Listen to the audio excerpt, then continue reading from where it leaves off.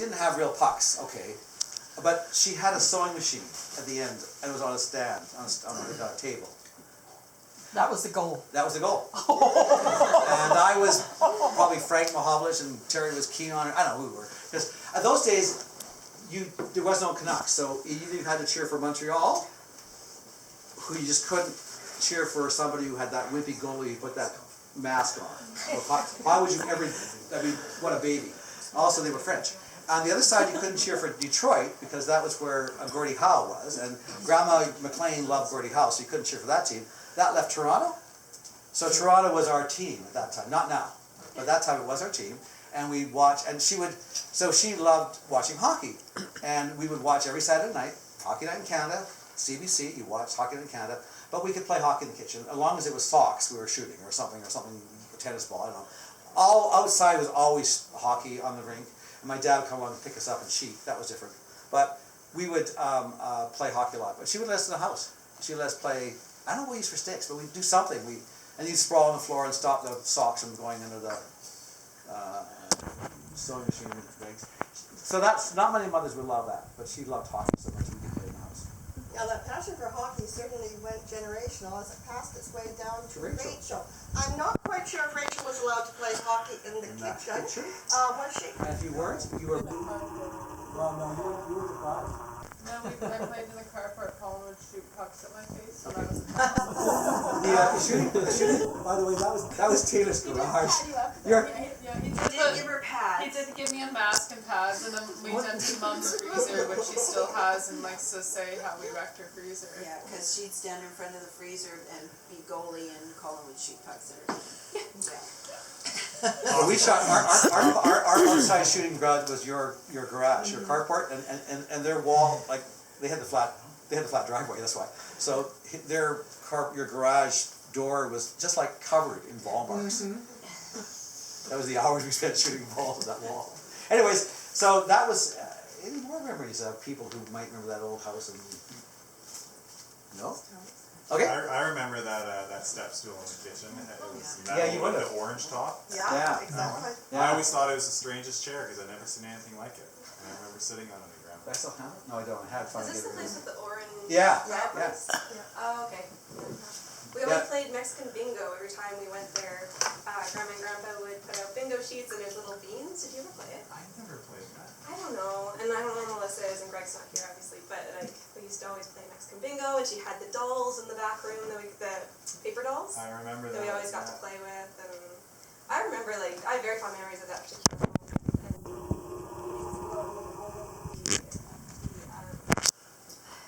the chives and all of the herb garden, which again Melissa knows. Melissa has her green thumb and has her cooking sense. I did not. I liked to watch other people do it and then feast on whatever they made me. But my sister picked up all of Grandma's sense of cooking and gardening and you didn't know that, Tom, everything. did you? Tom, now he knows that now. Yeah, he makes shortbread and everything. So, but I remember Melissa learning so much from Grandma and then me watching them. They would just give me chives or give me something. I'd be like, okay, I'll do this. I'll watch. So it was. I have a lot of memories of that. Yeah, Grandma has especially Melissa has a lot of memories. Now, speaking of those things, there is some.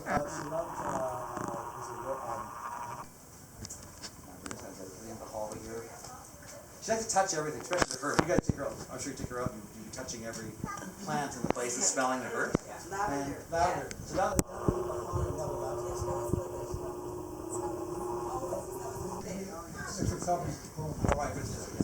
So next copies of poems, I'll take that home. Terry made them up there. So lavender plant, there's a lavender plant down the end here, so you have to go, if you like to, you're welcome to go down and rub your hands on it and smell it. There's flowers here to smell, and Holly put these out to smell, so. There's lavender shortbread as well. And is that, oh, I must have made sure. Found something there from one of her. The shortbread, the shortbread there, in here. So that's, I don't want to take too long with this, and I'm probably taking long. We're going to, there's some great stories from, I told us earlier, and they'll probably back me up.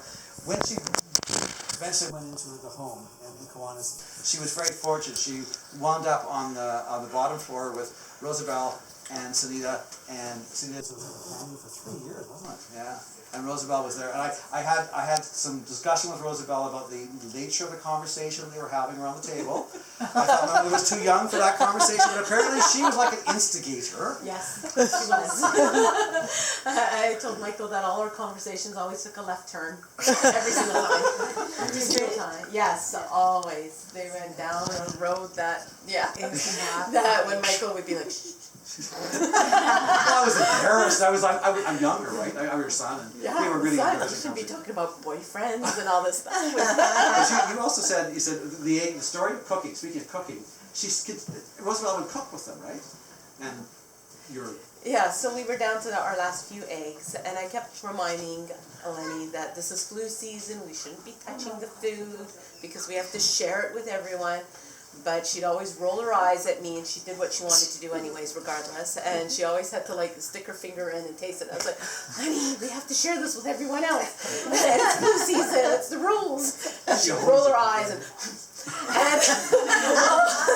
and we were baking, and she cracked. It was my last egg. And she cracked it, and it landed on the table. She missed the bowl completely. I was like, Glennie, what are we going to do? And she's like, stop worrying about everything. And she put the bowl under the table, and scooped the egg into the bowl. And then I do the quick left, right? Nobody saw. Okay, I'll do it, Glennie. She always was a finger taster, like... Yeah. Oh, I can see her doing that. Yeah. I clean her hands, we clean everyone's hands, and then she would do it right after. I'm like, she did that just to spite me. And she's like, She taught us that if a cookie breaks, all calories fall out.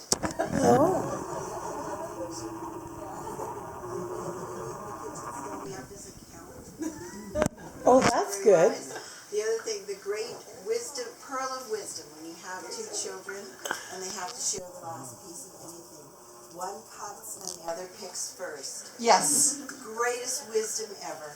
I've passed that because on it to sure so gets many even, doesn't people.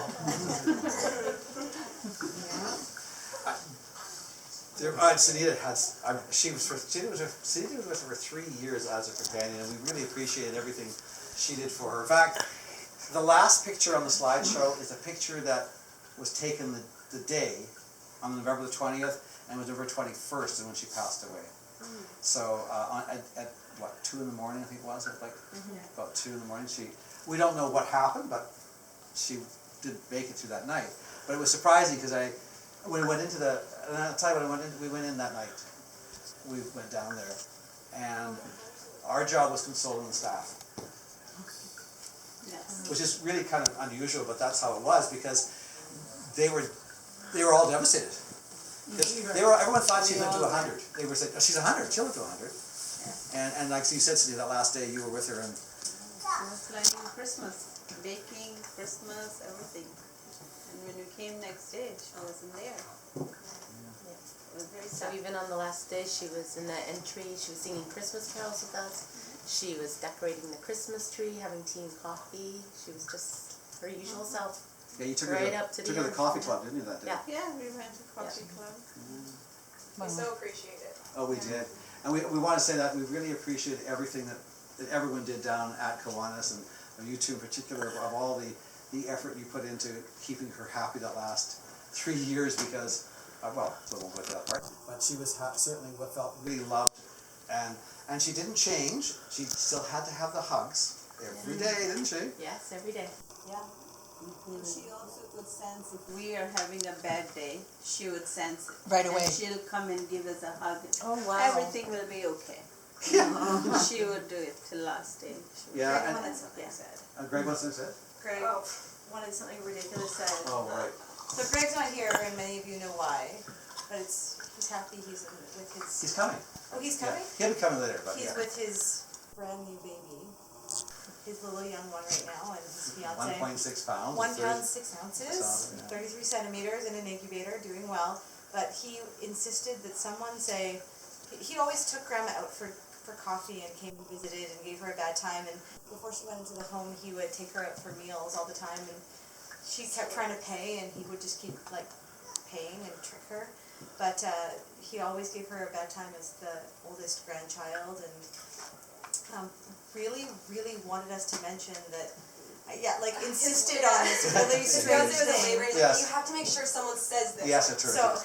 So it was something he used to give her a bad time for because she's older than sliced bread. So he wanted to have it mentioned that sliced bread is the greatest thing since grandma. So he was very insistent on this. And actually, he remembers grandma's toast, and we'll do that at the end. So moving along, Mom, like I said, song would break out, and her